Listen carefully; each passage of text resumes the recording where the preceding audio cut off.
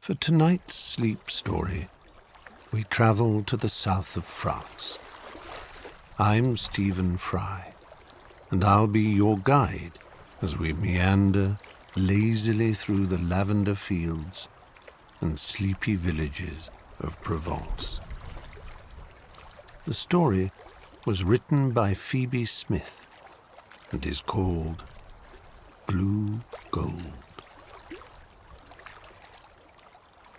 You'll smell it before you even see it. That unmistakable aroma that fills your nose and seeps into your senses, instantly mellowing into a smooth and soothing scent. You breathe deeply, inhaling and exhaling this floral cloud, and as you do, something unexplained washes over you. Slowly at first, you feel your body begin to release its pent-up tension.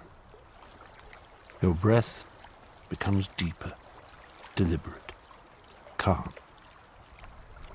Inexplicably, those deep lines in your furrowed brow, one by one, unfurl as you slowly and gently begin to relax. The scent is lavender. Here, in the southeastern corner of France, between the foothills of Mont Ventoux and the village of Sceaux, you are in deepest Provence, home to perhaps the most famous lavender fields in the entire world.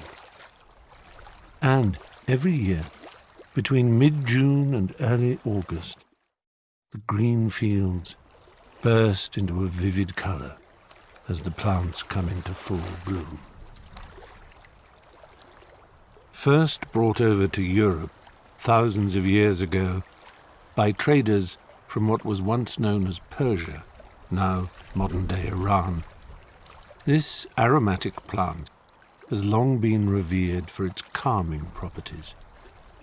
It can be found worldwide, of course, from the stone-strewn mountains of the Mediterranean, Spain, and Portugal, to the quaint gardens of Britain, the Pacific states of the USA, the lower reaches of South Africa, and Australia's state of Victoria. But it is perhaps most famous in this southeastern corner of France. It was classed as a precious plant by the ancient Greeks, and Romans used to extract its essential oil when bathing. Its name actually comes from the Latin word lavare, which means to wash. Just after the coming of the summer solstice, as you drive deeper into the myriad fields that glow almost blue in the early morning light, you allow the scent to wash over you, breathing it in deeper with every comforting breath. Following the winding road, you weave between the yellows of spelt and wheat fields until you begin to see even more of the colors glowing. Somewhere between a deep purple and a light blue, a whole network of vibrant fields open out before you, rising and folding beneath the foothills of Mont Ventoux.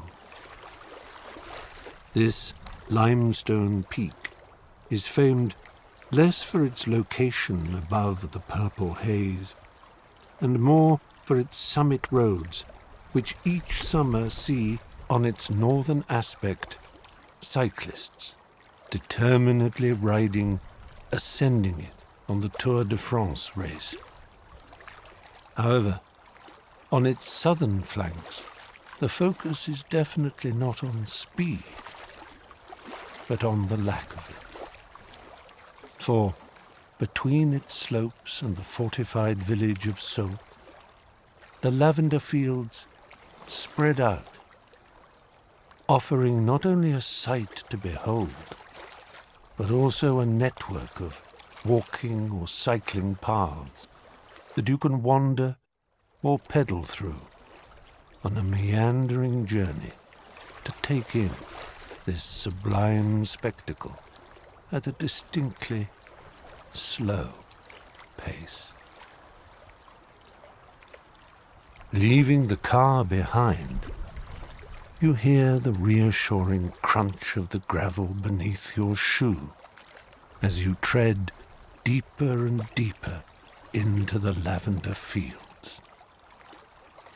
The plants are arranged in pleasing lines of purple, which stretch out down towards the ochre-washed farmsteads in the valley beyond. Around you, bees land on the buds, gathering the amber nectar from within the flowers. But though they are working hard, even their movement seems to be unhurried. They twirl and loop between plants methodically. Later, the honey that they produce from Provence's so-called blue gold can be sampled. But for now, rather than tasting the byproduct of this process, you join them by languidly bimbling along the way-marked purple promenades, strolling from one plant to another. Gradually, you stretch out your arm to touch the silvery green leaves that feel feathery and long. Moving your hand up to the flower, you let it brush beneath your fingertips. As you do, you can detect each one of the small blooms that make up the head, arranged in spirals. Each time, your touch causes a microcloud of perfume to permeate the air. Strolling between the farmland, save for the slow rhythmic sound of your own relaxed breathing, all you can hear is the occasional melodic tinkle coming from the bells that adorn the necks of the goats and sheep that are grazing on the hillsides. Looking above, the sky is becoming brighter as the sun rises above the flanks of the mountain. Far up above the trees, you spy something also moving in slow curves, floating on the thermals. It's the short-toed eagle soaring overhead, gracefully floating as he watches over this indigo patchwork of fields from the air. You continue on the path, arriving at an old stone-built distillery. The air becomes even thicker with scent, so strong you stop to savor it with every fiber of your body. As you open the old wooden door, the stills glow golden in the sunlight. Inside one, a fire is lit, its orange flames licking the wood hungrily, heating up great vats of water above. As it boils and bubbles, it produces dense clouds of steam. Rising slowly, the vapor passes through the clusters of lavender placed inside. As the flowers heat up, they begin to release their molecules from their petals into the mist. This is carried up, lighter than air, into the condenser, where as it floats through a coil, it's cooled by water, causing it to turn back into a liquid now rich in lavender oil.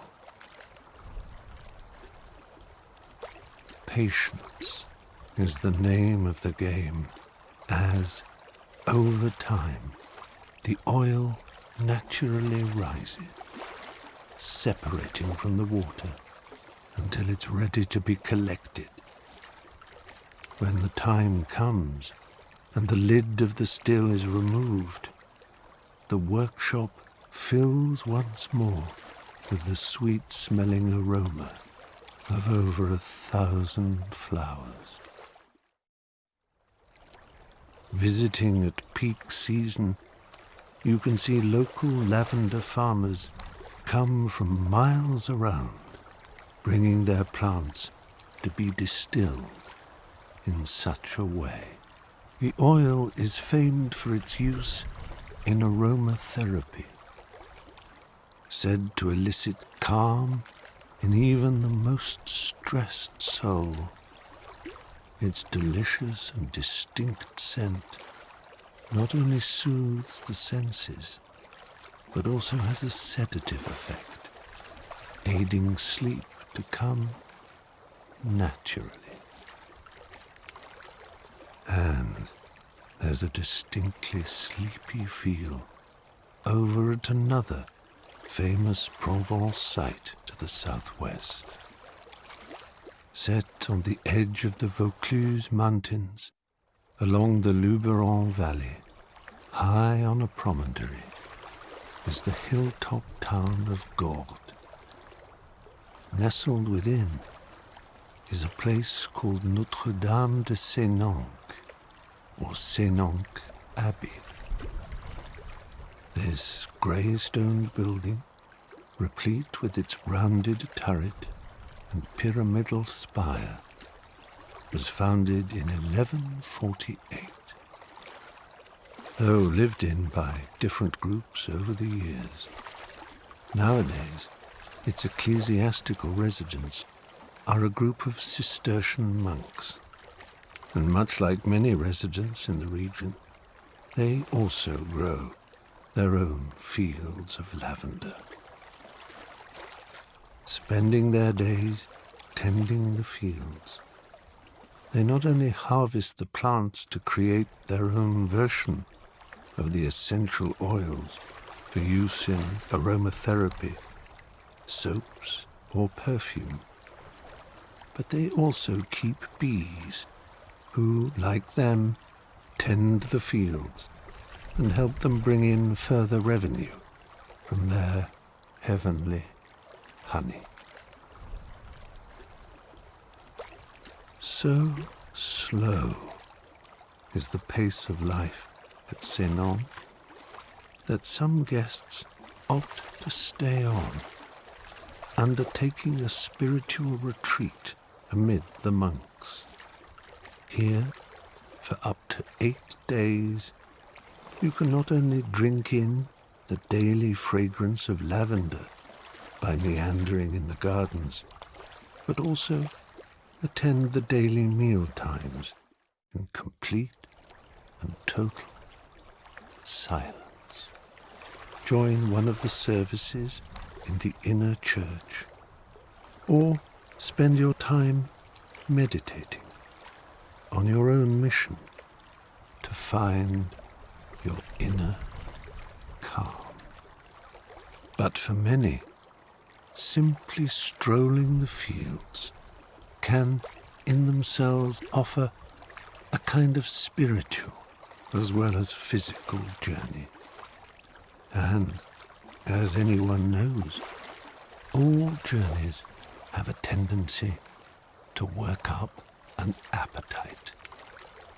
Luckily, in Provence, even culinary treats are influenced by the purple fields that surround them. Inside the local shops, You find bunches of the flowers tied ready to be taken home and hung up in the kitchen, offering a much-needed portable portion of the sweet, nourishing scent.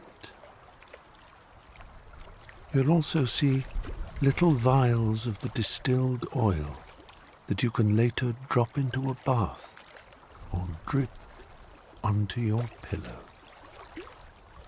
But look a little closer, and you'll also spy lavender-infused food. From breads to tea, salad dressing to ice cream, there are so many delectable creations to sample, each offering some inner calm to your belly. Part of the mint family, the flowers offer a floral, herbal addition to a dish. After walking the Chemin des Lavandes, lavender path, try a sorbet to feel the explosion of a sweet yet bitter taste on your tongue.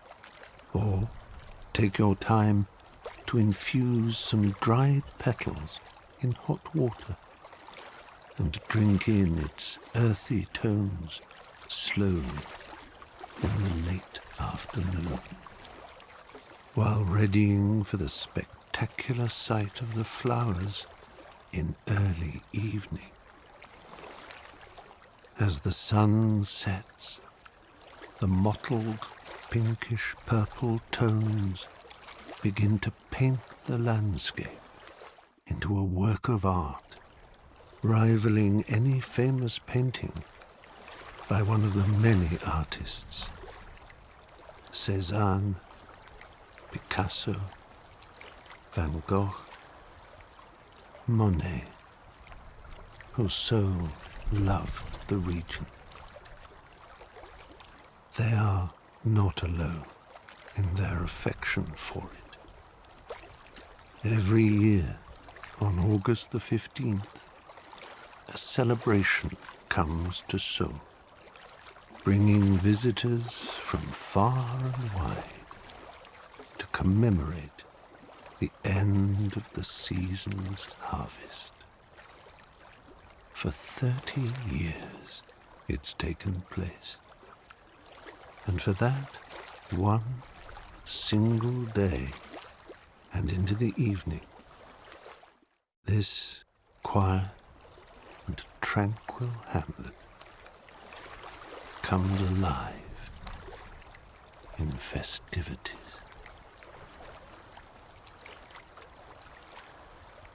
Traditional costumes are worn, while the sounds of age-old folk tunes are sung in the valley, their tuneful ditties reverberating through the remaining wild dashes of lavender, while people dance and raise a glass to the successful yield in this Le Pays Bleu, the blue country. As the music carries on, market stalls are set up by local producers who have come to sell their wares, from pottery to sacks of dried flowers, potpourri, handmade cosmetics, and soaps, and of course, freshly distilled lavender made from that same year. A market like this has been held on Wednesdays since the year 1515. And tradition continues with the annual highlight, the competition, where local harvesters take to a field to cut the last of the lavender plants in the traditional way, with a plough or sickle. as they take to the flowers, the air seems to turn a deep cerulean. The sound of the sickle cutting in rhythm, backwards and forwards, swishing and swaying, almost in time with the breeze. It's a mesmerizing show. As the last of the flowers are gathered, the end of the season is upon this little Provence enclave. The fields will be ploughed and readied to begin the cycle once more, preparing the limestone-rich soils for the next year's growth. For now, the fields will lie dormant, regaining energy under the autumnal sunlight, replenishing nutrients with the onset of the fall rain. For a while, all will be still, and the countryside, whose palette has for a few short weeks been a show-stopping shade of purple and blue, now returns to the earthy brown and green hues of a landscape lying in anticipation of what's to come. As you stand at the edge of one such field, you can see it as it once was, locked in your memory, as though a perfectly composed photograph. In your hand, you clasp a cluster of lavender and rub its little delicate petals between your fingers. The scent permeates your skin, lifting your hand towards your face. Once more, that spellbinding scent fills your nose, slowing your breathing, relaxing every single muscle in your body. You long to stay, but no, you cannot. But no matter, for from now on, every time you smell the reassuring scent of France's blue gold, you will be instantly transported back to this site, back to sunset, where the fields truly do glow in an almost impossibly deep tone of purple haze. In these, the rolling foothills of ever peaceful Provence.